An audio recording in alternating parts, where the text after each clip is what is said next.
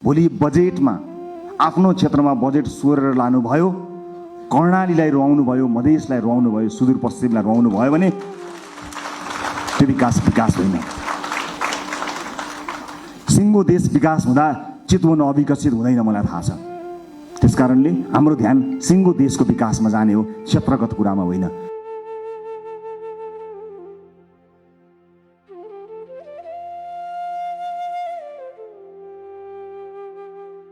साथी हो, यो देशको भविष्य कस्तो लेख्ने तपाईको हातमा छ, मात्र तपाईको हातमा छ, अरू कसैको हातमा छैन। जनताले दिए तपाईलाई, ल लेखा हाम्रो भविष्य, ल रोका हाम्रा छोराछोरीलाई विदेश जानबाट, ल सृजना गर रोजगारी, ल बनाऊ बाटोघाटो, ल पुर्याऊ बिजुली, देऊ शिक्षा, देऊ स्वास्थ्य। जनताले आफ्नो गर्ने काम गरे, तपाईको काँधमा आएको छ। कर्णालीमा अस्पताल बन्यो कि बनेन, कर्णालीमा सुत्केरी आमाले बाटोमा मृत्युवरण गर्न पर्यो कि परेन, मधेसमा भित्री मधेसमा शिक्षाको उज्यालो पुग्यो कि पुगेन, स्वच्छ खानेपानी पुग्यो कि पुगेन, बालबालिकाहरूले पोषण पाए कि पाएनन्। विकासको सूचक यो हो। तपाईँहरूले मेहनत गर्नुभयो, परिश्रम गर्नुभयो। केही नयाँ साथीहरू, केही पुराना साथीहरू पनि चुनिएर आउनुभएको छ। अधिकांश धेरै सांसदका रूपमा नयाँ साथीहरू आउनुभएको छ।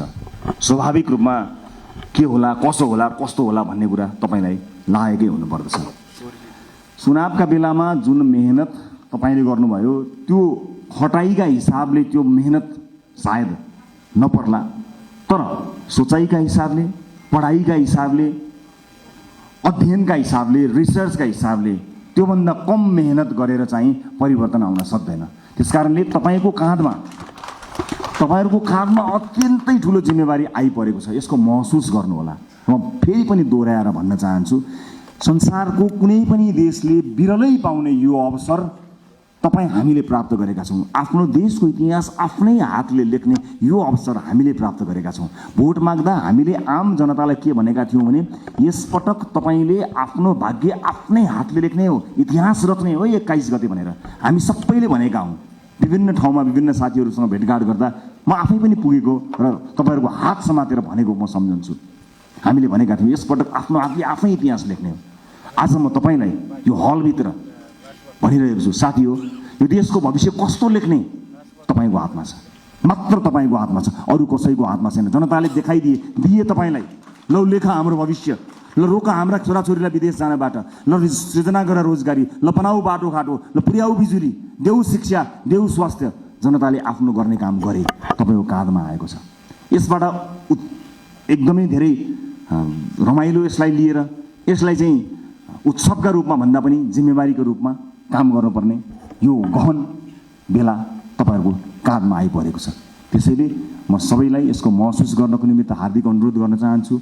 म फेरि पनि भन्छु, यो सामान्य परिस्थितिले आएको होइन। भाइ बहिनीहरूले, ससाना भाइहरूले आफ्नो रगत बगाएर ल्याएको यो परिवर्तनलाई संस्थागत गरेर अर्को निर्वाचनमा कुनै पनि उम्मेदवारले भोट माग्न जान नपरोस्, हाम्रो काम बोलोस् भन्ने हेतुले तपाईँहरूले काम गर्नुहुनेछ।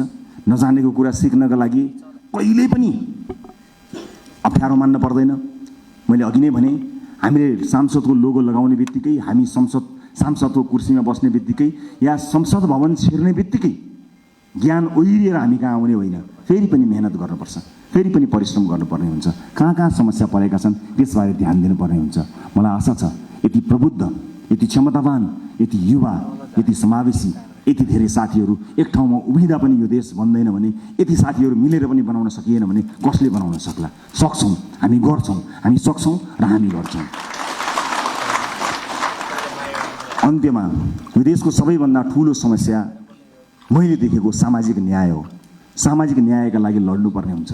आम मानिसको आँखाले देख्ने विकास भनेको भौतिक पूर्वाधारको विकास हुन सक्दछ।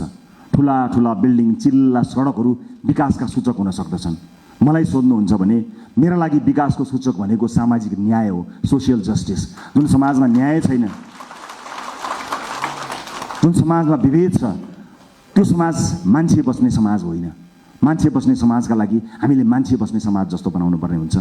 सामाजिक न्यायका लागि अब हामीले पैरवी गर्नुपर्ने हुन्छ। राष्ट्रपाले चाहेर पनि कयौँ साथीहरूलाई जोड्न सकेन। हामी समावेशी हुन चाहन्थ्यौँ। हुन त तुलनात्मक रूपमा राष्ट्रपाले अन्य राजनीतिक दलभन्दा धेरै महिला साथीहरूलाई उठायो, तर यो पर्याप्त होइन। म दुःखका साथ क्षमा याचना गर्दै भन्छु, हाम्रो पार्टीभित्र राई लिम्बू समुदायको प्रतिनिधित्व यो पालि प्रतिनिधित्व सभामा हुन सकेन। सभापतिका हिसाबले म क्षमा माग्न चाहन्छु र म विश्वासका साथ भन्न चाहन्छु आगामी दिनमा समावेशिताको यो महत्त्वपूर्ण कडीलाई प्राथमिकताका साथ अगाडि राखेर अगाडि बढ्नेछौँ, म विश्वास दिलाउन चाहन्छु। यही हलबाट तपाईँहरू भोलि मन्त्रीका रूपमा आसीन रहनुहोला। म तपाईँलाई स्पष्ट पार्न चाहन्छु, तपाईँले शक्ति आर्जन गरेर भोलि बजेटमा आफ्नो क्षेत्रमा बजेट सोरेर लानुभयो, कर्णालीलाई रुवाउनु भयो, मधेसलाई रुवाउनु भयो, सुदूरपश्चिमलाई रुवाउनु भयो भने त्यो विकास होइन। सिङ्गो देश विकास हुँदा चितवन अविकसित हुँदैन, मलाई थाहा छ। त्यसकारणले हाम्रो ध्यान सिङ्गो देशको विकासमा जाने हो, क्षेत्रगत कुरामा होइन।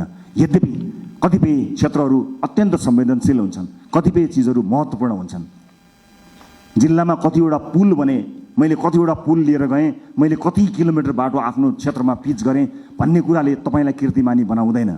मैले अघि भने जस्तै कर्णालीमा बाटो पुग्यो कि पुगेन, कर्णालीमा अस्पताल बन्यो कि बनेन, कर्णालीमा सुत्केरी आमाले बाटोमा मृत्युवरण गर्न पर्यो कि परेन, मधेसमा भित्री मधेसमा शिक्षाको उज्यालो पुग्यो कि पुगेन, स्वच्छ खानेपानी पुग्यो कि पुगेन, बालबालिकाहरूले पोषण पाए कि पाएनन्। विकासको सूचक यो हो। तपाईँ हामीले सोचेको विकास यही हुनुपर्नेछ। अर्को पटक मैले चुनावमा बाटो लगिनँ भने, मैले अर्को पटक चुनाव जित्दिनँ भनेर तपाईँ आजदेखि लाग्नुभयो भने मैले फेरि पनि राइट टु रिकलको व्यवस्थाको बारेमा सम्झना गराउनु पर्ने हुनेछ। साथी हो, एउटा चुनावबाट अर्को चुनावका लागि होइन, एउटा पुस्ताबाट अर्को पुस्ताका लागि लडेका हौँ हामी। अर्को चुनाव जितौँ नजितौँ त्यो सरकारको विषय भएन, तर अर्को पुस्ताले हार्नु हुँदैन साथी हो। धेरै पुस्ताले हारिसकेपछि हामी एउटा आशा अपेक्षाको दियो बाल्न सफल भएका छौँ। यसलाई निभ्न नदिनु होला। सभापतिका रूपमा म तपाईँहरूसँग सँगै सधैँ छु। म लोकतान्त्रिक पद्धतिलाई विश्वास गर्छु, वर्तमान व्यवस्था वर्तमान संविधानप्रति प्रतिबद्ध छु। शासकीय स्वरूपमा सामर्थ्य पुग्दा केही न केही सुधार चाहिएको छ भन्ने कुराको हामीलाई हेक्का छ, तर वर्तमान व्यवस्था वर्तमान परिवर्तन वर्तमान संविधानप्रति हाम्रो प्रतिबद्धता डगमगाएको छैन, डगमगाउनेवाला पनि छैन र यहाँहरूले पनि त्यसलाई डगमगाउन दिनुहुने छैन भन्ने मैले विश्वास लिएको छु। इतिहास रचनामा एउटा मान्छे एउटा नेताको हात हुँदैन, एउटा पार्टीको हात हुँदैन। इतिहासको कालखण्डदेखि यहाँसम्म विभिन्न पुराना राजनीतिक दल र नेताहरूले त्याग र तपस्या गरेर आज हामीलाई यो दिन ल्याउनु भएको छ। उहाँहरूका कयौँ व्यतिथिहरूप्रति हाम्रो प्रश्न हो, तर इतिहासले उहाँहरूले दिनुभएको योगदानलाई नजरअन्दाज गर्ने, त्यसलाई अपमानित गर्ने हक हामी कसैलाई पनि छैन। म ससम्मान इतिहासमा उहाँहरूले दिनुभएको योगदानका लागि उहाँहरू सबैलाई स्मरण गर्न चाहन्छु। पुराना राजनीतिक दल, पुराना सम्पूर्ण नेतागणहरूलाई म यही मञ्चबाट धन्यवाद दिन चाहन्छु र म यति भन्न चाहन्छु, इतिहास तपाईँले लेख्नुभयो, भविष्य हामी बनाउँछौँ। हाम्रा अभिव्यक्तिहरूमा कुनै पनि राजनीतिक दल र विपक्षीहरूप्रति कटाक्ष भयो भने त्यो अनर्थ हुन जानेछ। आज विजयको उन्मादमा हाम्रा समर्थक साथीहरूले विजयी भएका कारण, अत्यधिक मत आएका कारण विपक्षीहरूप्रति विभिन्न माध्यमहरूमा, सञ्चार माध्यम लगायत सार्वजनिक माध्यमहरूमा जुन ढङ्गले अभिव्यक्ति दिइरहनु भएको कता कता देखिएको छ, त्यो कदापि स्वीकार्य छैन। विजेता हुनुको अर्थ जिम्मेवार हुनु हो, विजेता हुनुको अर्थ छाडा हुनु होइन। विजेता हुनुको अर्थ विपक्षीहरूलाई कटाक्ष गर्ने अधिकार प्राप्त गर्नु होइन, त्यो लोकतन्त्रको चरित्र होइन। त्यसकारणले हामीलाई माथि धेरै आरोप लागेको छ। आज तपाईँहरू सबैलाई साक्षी राखेर म यो आरोपलाई खण्डन गर्ने जिम्मेवारी तपाईँहरूको काँधमा पनि बाँड्न चाहन्छु कि रासोपालाई प्राय अराजक छन्, रासोपा समर्थकहरू अत्यन्त धेरै असहिष्णु छन्, सामाजिक सञ्जालमा गाली गलोजमा उत्रिन्छन्, व्यक्तिगत गाली गलोजमा उत्रिन्छन्, छुनै हुँदैन, बोल्नै हुँदैन, गाली गरिहाल्छन्। त्यस किसिमको एउटा छवि बनेको छ। म सम्पूर्ण समर्थक साथीहरूलाई बताउन चाहन्छु, अब त्यसबाट बाहिर निस्कनुपर्छ। रासोपाले प्रशिक्षण गर्न पाएको छैन। 3 वर्षमा आक्रमण झेल्दै आएको रासोपाले आफ्ना सदस्य साथीहरूलाई राम्रोसँग प्रशिक्षित गर्न पाएको छैन। तर यही समाजका पात्रहरू भएको हुनाले तपाईँले समाजका विभिन्न तह र तबकामा लिनुभएको प्रशिक्षणले तपाईँको व्यक्तिगत आचरणलाई देखाउँछ। त्यसकारणले सम्पूर्ण रासोपा समर्थक साथीहरूलाई म जिम्मेवार भएर अभिव्यक्त हुन सामाजिक सञ्जाल, सामाजिक प्लेटफर्महरूमा, सार्वजनिक प्लेटफर्महरूमा अत्यन्त जिम्मेवार भएर प्रस्तुत हुनको लागि अनुरोध गर्न चाहन्छु। यो रासोपाले जितेको होइन, यो देशले जितेको हो। हामीले प्रमाणित गर्नुपर्नेछ। रासोपाको माध्यमबाट देशले जितोस् भनेर आम नागरिकले हामीलाई भोट दिएका हुन्। त्यसकारणले यो जित केवल रासोपा समर्थक रासोपा भोटरको मात्र होइन, यो जित सम्पूर्ण देशको हुनुपर्नेछ। त्यसका लागि तपाईँ हामीले काम गर्नुपर्नेछ। अबको 5 वर्ष सहज हुनेवाला छैन। हिजोका सांसदहरूको जस्तै गतिविधि या हिजोका मन्त्रीहरूको जस्तै गतिविधि र तिनै निरन्तर त्यही चिजको निरन्तरता यो हो भन्ने जो कोहीलाई परेको छ भने कृपया त्यो होइन। अति संवेदनशील समयमा अत्यन्त धेरै मेहनत गर्नुपर्ने समयमा हामी उभिएको हुनाले फेरि पनि तपाईँहरूलाई मेहनतका साथ अगाडि बढ्नको लागि म हार्दिक अनुरोध गर्न चाहन्छु। अन्त्यमा यो निर्वाचन जित्नका लागि पार्टीका विभिन्न तह र तब्कामा रहेर काम गर्नुहुने सम्पूर्ण साथीहरूलाई म धन्यवाद दिन चाहन्छु।